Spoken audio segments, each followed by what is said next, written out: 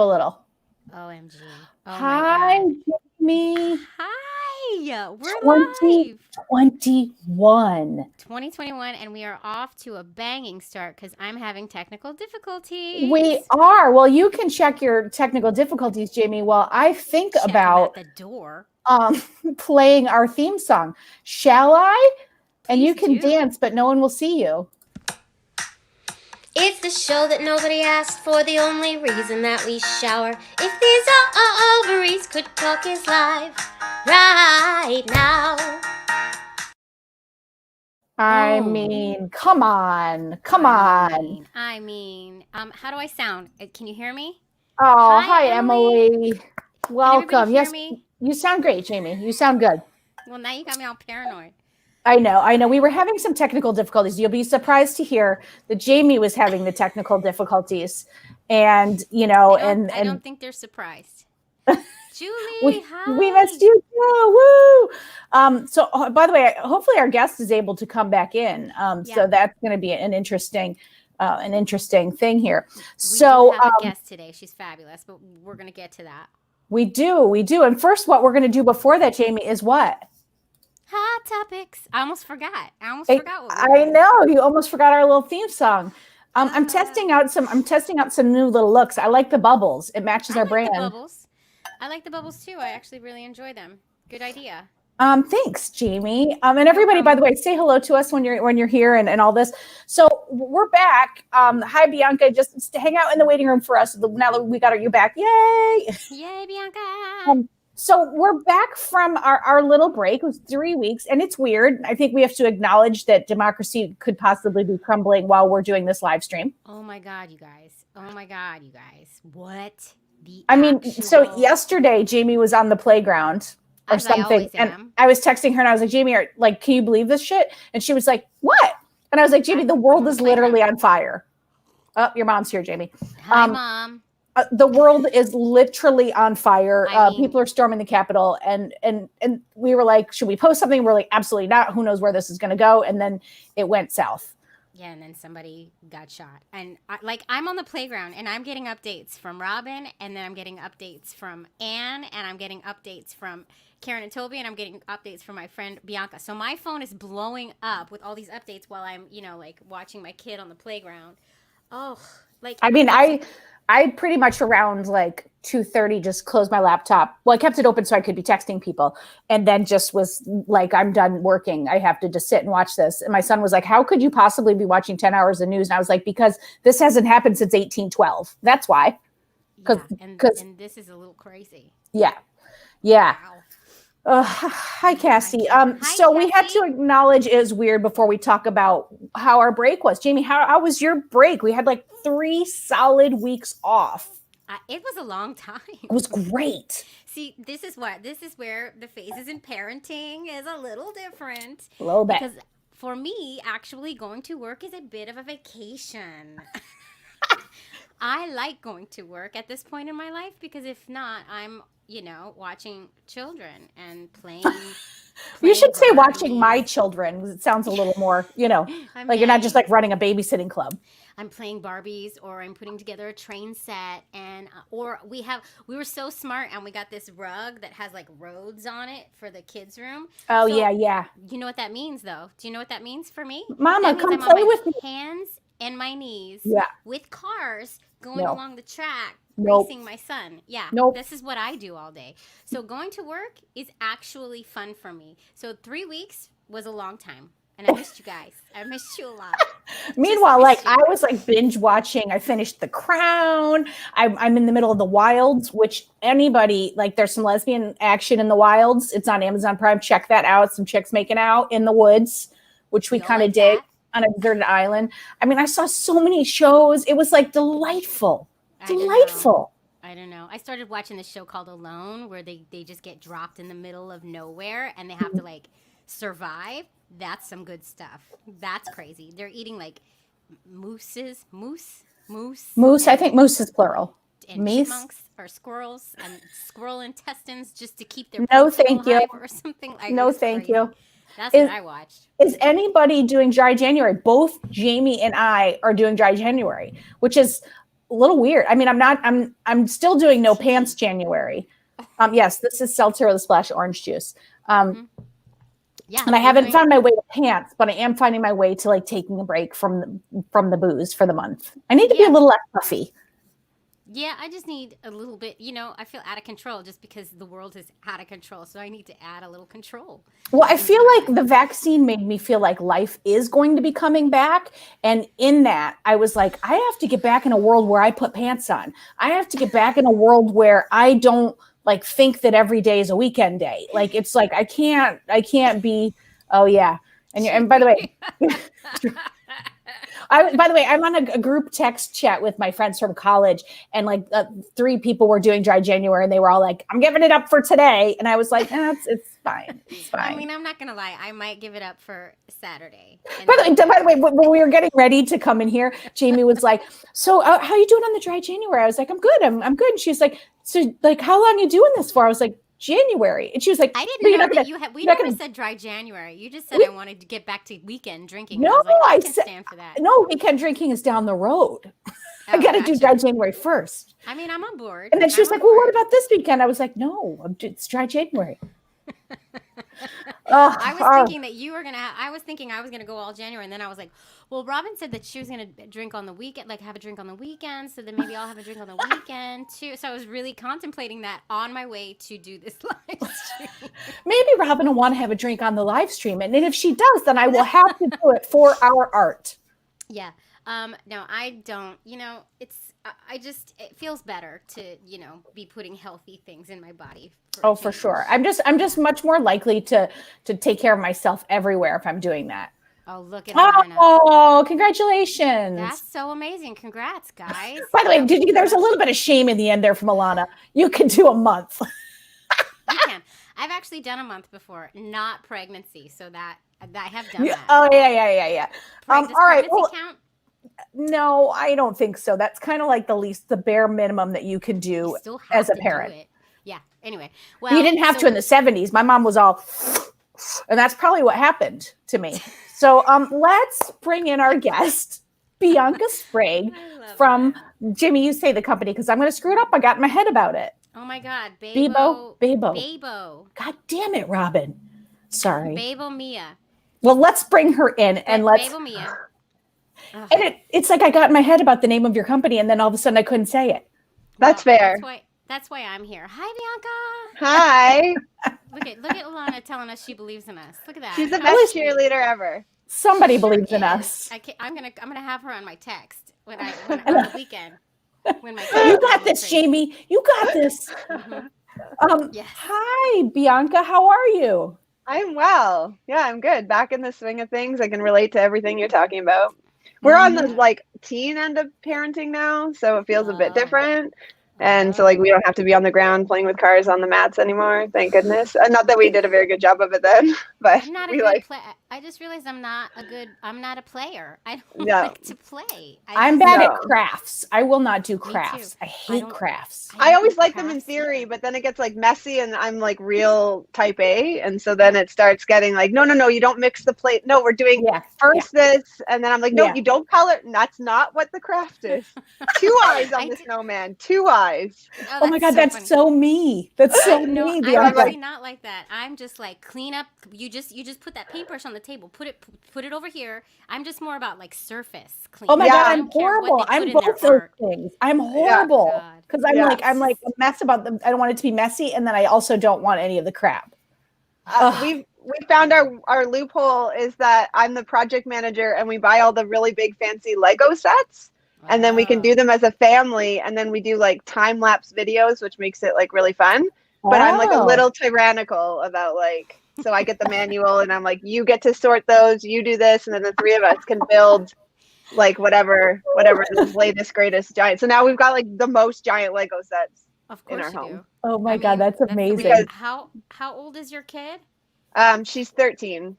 13. But she's a different kind of 13. She'd still like doing Lego with her mums. She thinks her mums are super fun to hang out with. So look at her. That's kind of how Robin's kids are. Well, mine are 9 and 11. And they still want to hang out with me and stuff for the most Yeah, part. no, Gray really likes hanging out with us. And so I'm like enjoying it while we can, but like we're not playing mums. We'll like read. She likes really discussing social justice and politics stuff. So it's great. As soon as she's like, so there's this show, we're like, no, let's go back to discussing what's happening with the Republican Party. We're gonna bring it back over here. That's exactly. I'd say I prefer either sports or like real talk, but I'm not good at the rest of it. Like today, Henry was standing in the doorway and we were watching the news this morning. He was like, wait, are we the Republicans or Democrats? I was like, we're Democrats. He was like, got it. Yeah, And I was like, that's probably awful, but whatever. Go for blue. Bianca, go blue. Let's talk, Bianca, about you. Can you tell everybody a little bit about yourself? Elevator pitch time. Oh, pitch time. Okay, here we go. No, my name is Bianca Sprague. I live in Toronto with my wife, Alana, who's cheerleading along the bottom here, and our daughter, Gray, who's a really rad little human. And I started Bebo Mia 13 years ago, really because I found the experience of parenting like wildly riddled with suffering for me. And I found the, like we're talking about, the like relationship part really joyful, but the work of it just like clouded all of that. The playing, the like another glass of water, booking camps, like cleaning out toys, like all that shit. I was like, I don't all of it. I don't want to do it. And so I started really truly being like, I want parents to have a place where they can talk about like parenting really sucks and we can love our children and still say that. And then thank you. Yeah, to be like, I hate being a mom. And then people are like, oh, I'm like, I love my daughter. I would like slay dragons for her. It's just a really hard job that is nonstop. Yes. It's thankless. It's garbage. It's all consuming. Like the emotional labor, like your head never stops. Alana and I, now there's two of us, so you guys can relate to this, that she'll be like, did you do summer camp? And I'm like, yeah, I put it in the calendar. And then I'll be like, did you get the skis? And she's like, yeah, they're in the garage. And I'm like, oh, like, so we're both like all the time. In my house, it's like, babe, you forgot the skis. Babe, the skis. By the way, it's also harder because no one's talking about it the way that you do and like we do. It's like nobody, like there's so much shame around saying it's as if you pushed your child out of the nest at birth if you say these kinds of things. Yeah, totally. Like people look at me like just horrified and I'm like, we have to. So then as I started working with parents, then I started being able to like really unpack like essentially what's happening with intersectionality is like, oh my goodness, not only do my queer clients experience this, but then if they're like not of owning class, or if they're living with a visible disability, or if they're from the BIPOC community, or if they're gender expansive versus two femmes, like all these different nuances around how both their care, their outcomes, like postpartum mood disorders, like we started realizing within our organization that it was so much more than what started with like, let's create joy for the family. Right, now we're at this place of like, let's make sure everybody is alive by the time the baby's in arms, from their, fertility. And now, especially more than ever with, the isolation and so many options for care and joy and support have been removed for so many families, queer or otherwise. So with Bebo Mia, we educate practitioners around the world. Fortunately, we've always been online, so it wasn't a huge shift for our organization.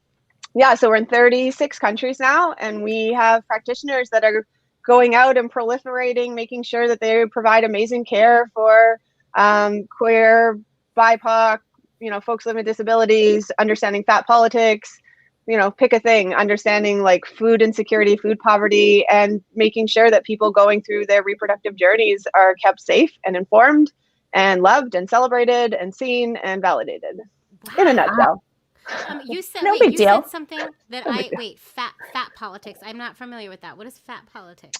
Yeah, so what started as body positivity, which really became co-opted and then was just like more stuff sold back to us as like a diet that's not that. And I'm like, as soon as we're talking about diet, or as soon as we're even having an opinion, or there's like a morality weight to what's going in our mouths or not going in our mouths, like now we're in fat phobia again.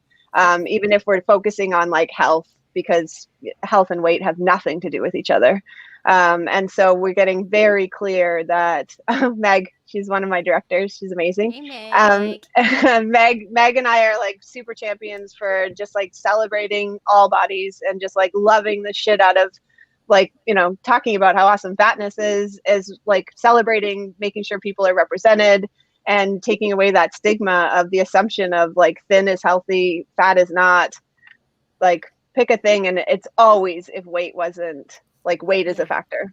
Weight Yeah. is always a factor. Always It's a true. factor. And I'm like, Always. it's not a factor for any of these things. No. When you said practitioners around, you're sending practitioners out into the world. What did you mean by that? Like who's coming to you, and then what are you doing with them, and where are they going?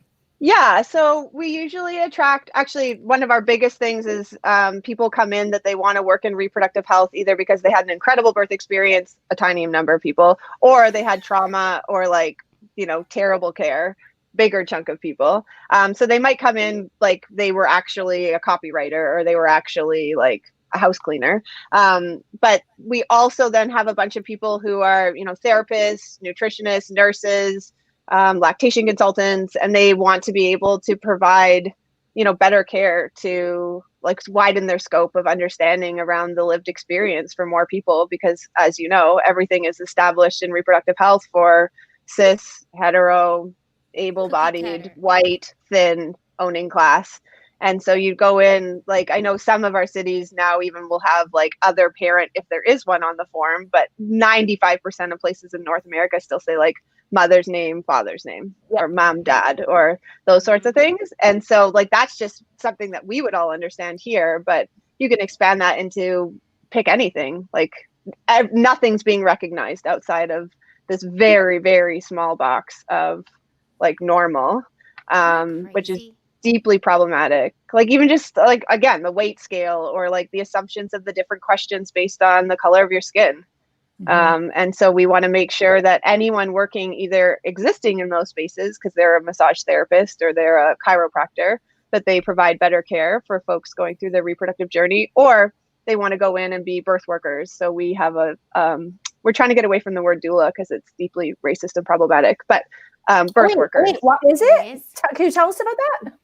Yeah, it means slave in Greek. Like that's what the word means. I did not know that. I didn't know that either. Did you guys know that? Like generally we have an understanding of what's the job of an enslaved person and the lack of autonomy and the ownership of so that's what it means. It means slave, or a woman who serves in Greek.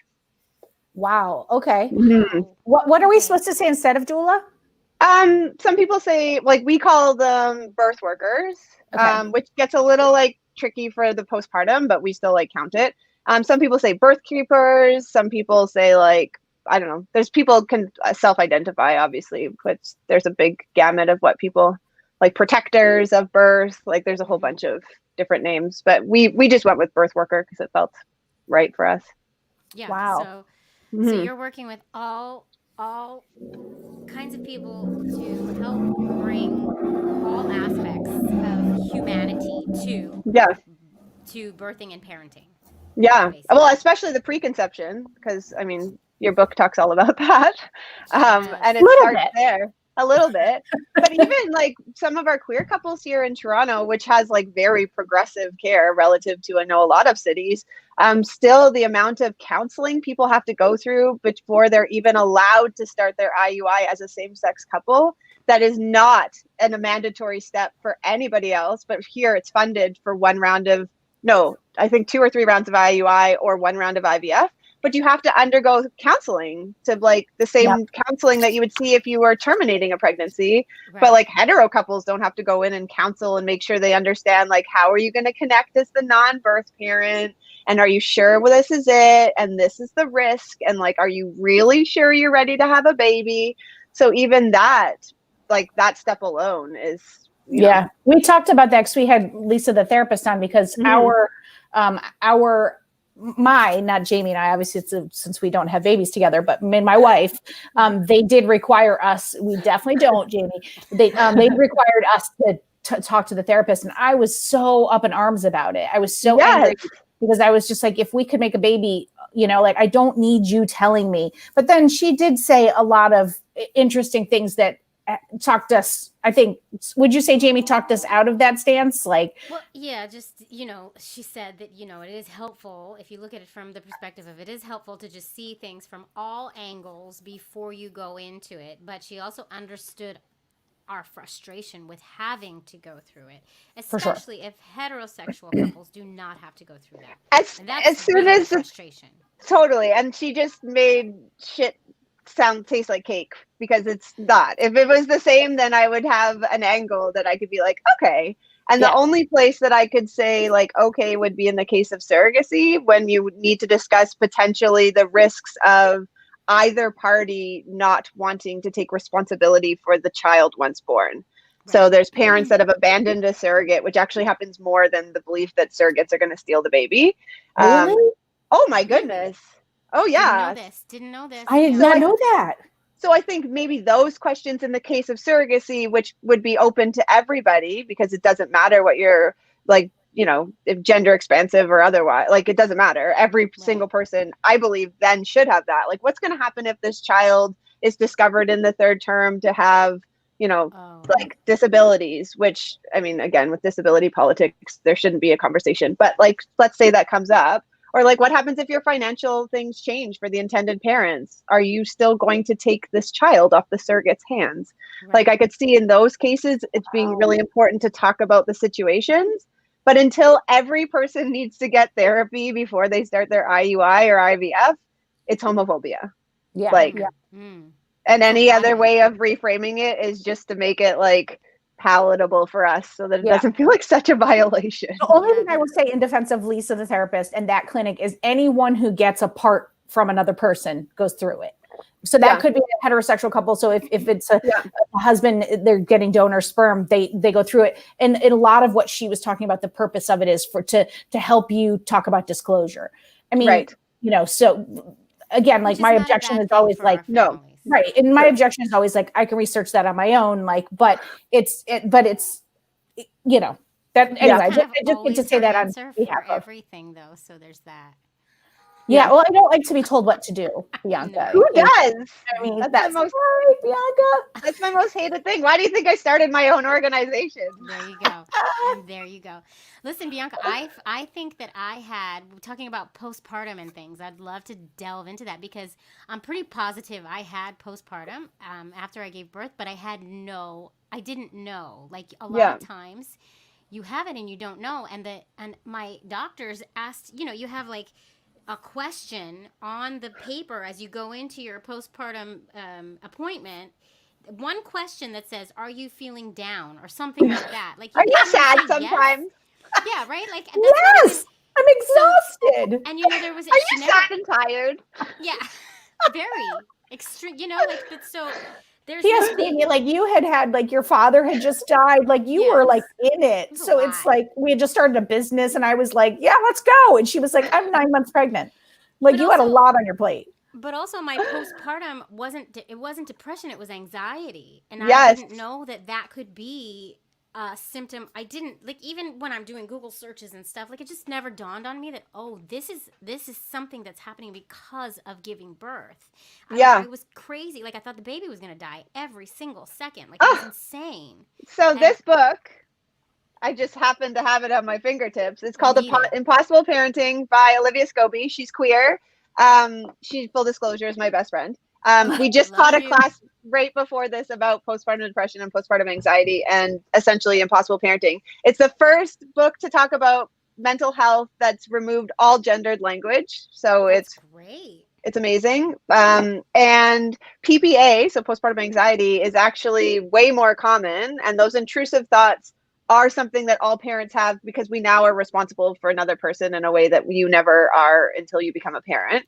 So like, it's normal that you have that, like, oh my goodness, I just imagined dropping the baby down the stairs, or I just imagined the baby falling and sinking and I can't like get to them fast enough. I don't want to list too many things, or you know, all those things. And then as they get older, that like this is going to happen. Like my new intrusive thought is that Gray is going to get snatched off the street because she's like a beautiful mixed race, gorgeous, tall, you know, 13-year-old girl. And so I just like every time she walks the dog, I'm like, she's going to get snatched into the back of a van. Like, like, and I like have to just be like, she's, you know, that's by the way, that's like where I am at, is that new phase of like, I'm starting to let them do more stuff. Yeah. And then as we were starting to let them do more stuff, she got hit by a car, not with me. So it's like, and then now I'm like, okay, I have to let her go out more. And like my anxiety is through the roof. Like I know people are it's wild. People are like, why does your daughter have a brand new iPhone? I'm like, because it syncs to her mom's phones and we can track her everywhere, not because she's going to do anything bad, but because when she went to physical school, like we knew where she was, or when she walks to the store to pick up lettuce for us, like I can see she got to the market and now she's pinging her little dot on the way back. And like, it was $1,000 well spent for my peace of mind. Like, I'm fine with it. And they're like, a 13-year-old a cell phone. I was like, she doesn't have it any other time except when she leaves the house. You were like, mind your business. I know, and be quiet. My kid. Didn't ask for your opinion. I know. We're just gonna keep riffing on this.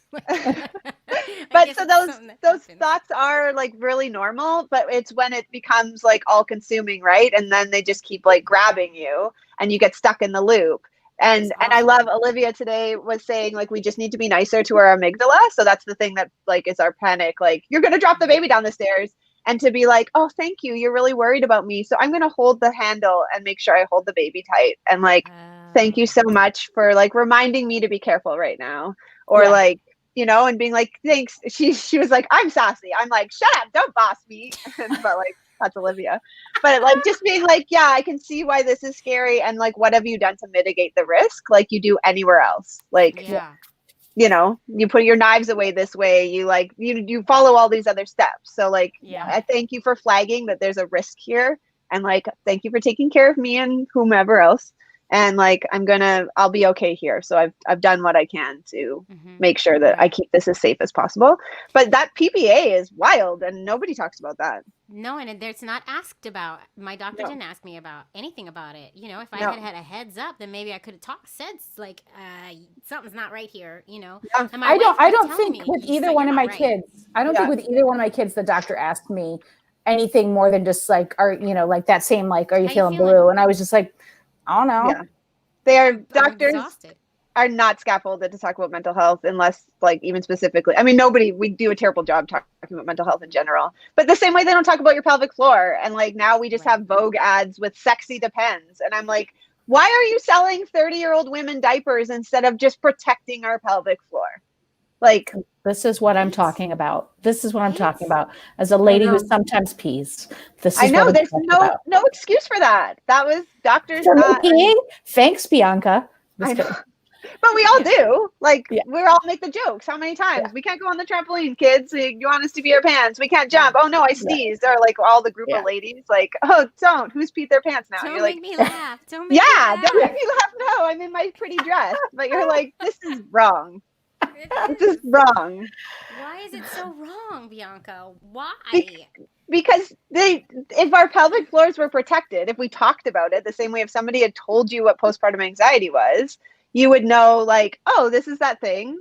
Like, it's not real. I know how to take care of it. I know why it happens.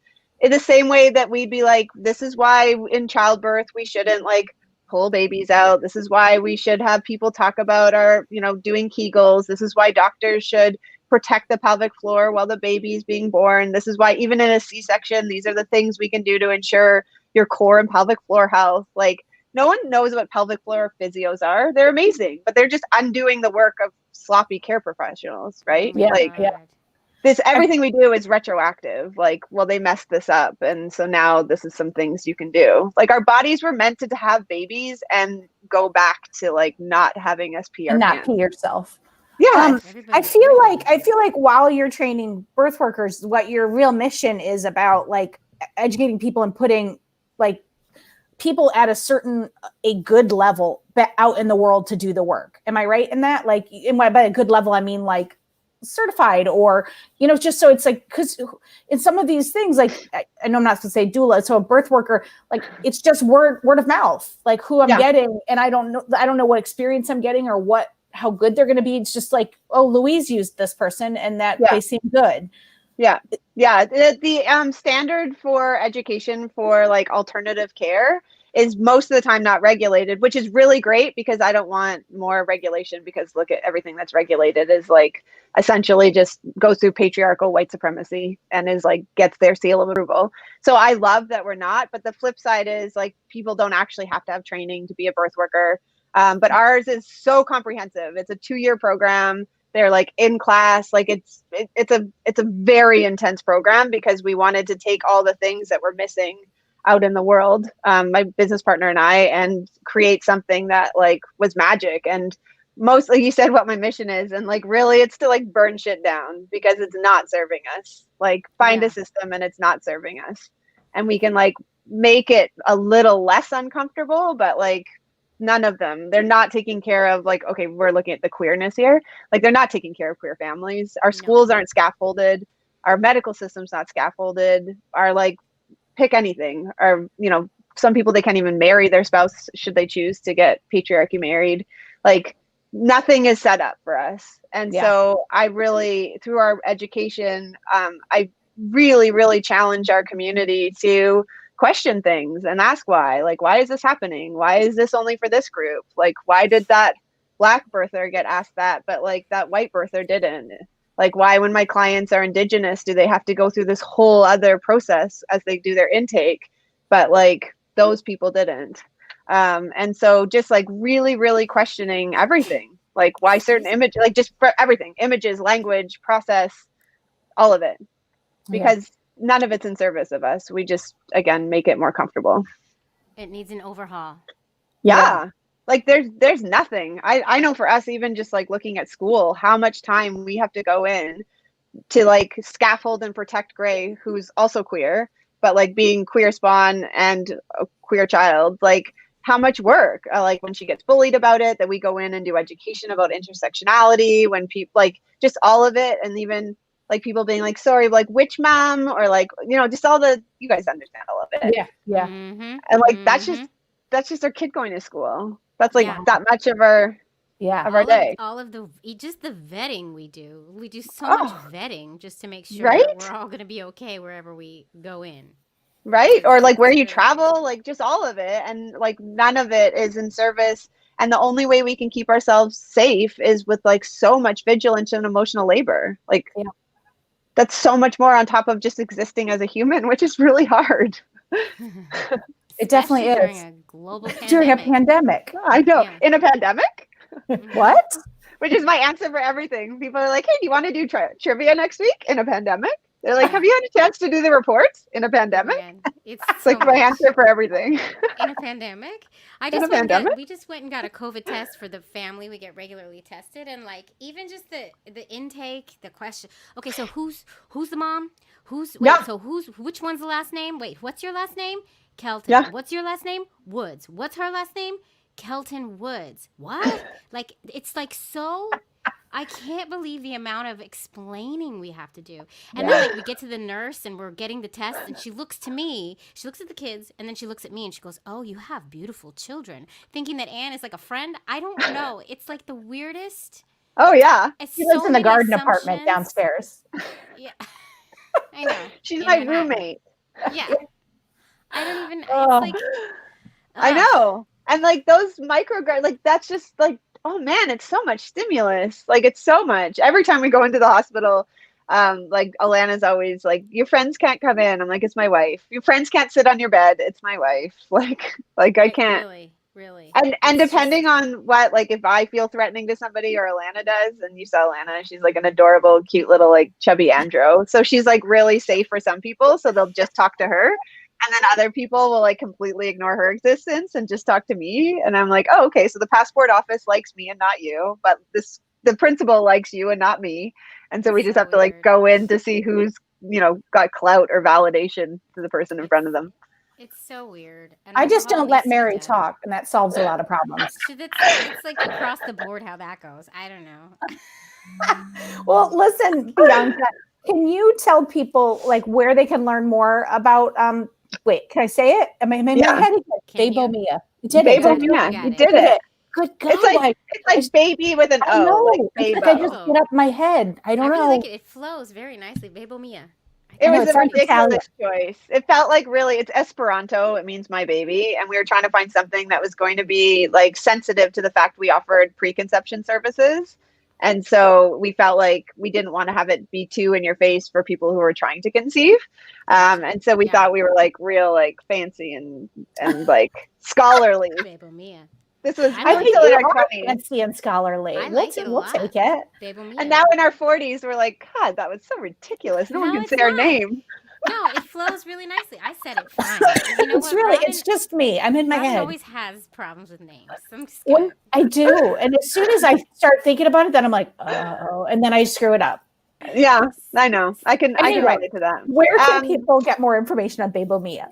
Yeah, so I get we're all over the web. You can find us on our website at bebomia.com, bebomia.com. And then we have lots of cool stuff that we're doing all the time on our Facebook, which is facebook.com/bebomia Inc., which is the same for our Twitter, which is the same for our Instagram. I don't really like Twitter, so like don't judge us on that. But we always, I know, right? Okay. But our Facebook has like really cool lectures and roundtables, and we shared tons of information. Our goal is like just keeping energy, resources, information, and flow as a feminist business. It's like very important to us. So even if nobody wants to sign up for a course, there's so much value you can get just hanging out in our community, because we just continue to like keep our doors open. There's no secret wall. Inclusion, representation, it all matters. And it super matters. And Jamie and I are going to hang out in your community, and we don't mean that in a dirty way. Sorry, I had to say that. Either way. It sounded dirty. Go into that it was fun. Why didn't you just leave it vague? Like, we're going to hang out in our community, and then all the like straights are going to be like, what does that mean in lesbian? Be like, they're coming after us. They're coming after us. What does that mean in lesbian? I love that. Well, thank you so much for rocks. What an amazing organization. Thank you for helping to change the world. From Cassie. Thanks, Cassie. Christy says love the Bebo Babes. Thanks, Crystal. Someone called us a Bebo Babes a few years ago, and then it stuck. We were like, all right, we love it. So, I like that too. You can be a Bebo Babe. I know. I'll correct that too. I'll be like, Bibo Babes. I know. I'm a Bibo Babe. Baby Babes. It's a problem. Robin's a problem sometimes. Well, I am a problem. Well, thank you so much for coming. Yeah. Thank you for having me. I love your book. I love what you're doing. Keep these conversations going. The world needs to know what's happening for us. Jamie, no prayer hands. No prayer hands. Bye, Bianca. Thank you so much, Bianca. Prayer hands, Jamie. Namaste. So good. Oh my God, that was amazing. We get to meet some spectacular people. I feel like we're not worthy, but we're not worthy, Jamie, and everybody knows it. But we should probably stop telling them, "Oh, we're honorary Bebo Babes." I'm a Bebo Babe. I'm a Bebo Babe. Babe. I love it. All right, Jana. Jamie? What is happening to me? What is happening right now? It's our first. I'm also trying to do two things at once, and that doesn't work ever. It's the first show that nobody asked for in 2021, and we're making it through. It is. 2021 is turning out to be one con of a year, guys. Oh my God, democracy, flames. So listen, some type of way about it. Listen, if you get a chance, please rate and review our podcast at Apple Podcasts, or rate and review the book at Amazon and Goodreads. Where else? Or buy the book if you haven't. Go get that thing. Okay, we don't even ask people to buy the book. We're just like, just rate and review it. That's cool. That'll work. But then, do it all, because that helps us. Just spend an hour, just rating and reviewing, making up personalities, and doing that, and we will love you forever for that. What do you want to tell people about the new Mirror Kit, Jamie? Oh wow, it's a great fertility kit. That you do it at home. So it's a fertility kit that you do it at home. You didn't tell me I was going to be talking about this. I need my script. Let me see if I can do it, without a script. It's really cool. So you just, it'll tell you like all about all of your different fertility hormones before you start trying. So it's a really great before thing to do before you start trying to have a baby. It tells you your hormone levels, any red lights that you should look for. I don't know. Help me out. You know what I'm saying? It's like a great way, especially if, like, let's say you're two people who want to carry, you may want to decide not just based on age, but based on state. So we have a deal on our website, and they have like a starter kit, and then they also have a new kit, and you're gonna get it's $25 off using the code on our website. So check that out. And it is great. That's really great way to for our community to use it, because if you're trying to decide who should get pregnant, this can help you decide without having to go to a fertility doctor, which could cost you thousands. This would cost you like $100+ with the discount. And we also want to say we have a discount with BetterHelp, and we're only putting discounts on our website of products that we believe in. And BetterHelp is one that we really, really, really, really, really believe strongly in. And it's like, I like yesterday was a stressful day, and it's like it might not have been a bad idea to have like a BetterHelp person I could reach out to and be like, I'm feeling like the world's burning. And we have like 10% off your first month. It's online therapy. Yes. You didn't know. Thank you, Jamie. I think we both think that therapy is good for everyone. So for we Jamie, have a discount. It's good for Jamie. For BetterHelp, and you should check it out and go get yourself a therapist. It's never a bad idea to talk to someone. Jamie, we made it through our first one, and we want everyone to know we barely hold on, but we want everyone to know that we also we're working on an email address for Helen, because a lot of people have been reaching out to Helen, so we're working on it. Helen's actually sleeping right now. You can't tell, but somebody was she's emailing so about because she never eats. About her getting her yearly bonus, and we were like, yeah, after the performance review, because Helen stinks. She doesn't do any work. Nothing. She doesn't. I just realized she forgot to send an email that she was supposed to send for me. Yeah. 2 all right. weeks ago. Jamie, I'm going to say eggs before you start a new topic. Ovaries. Out. Good day. I didn't start a new topic.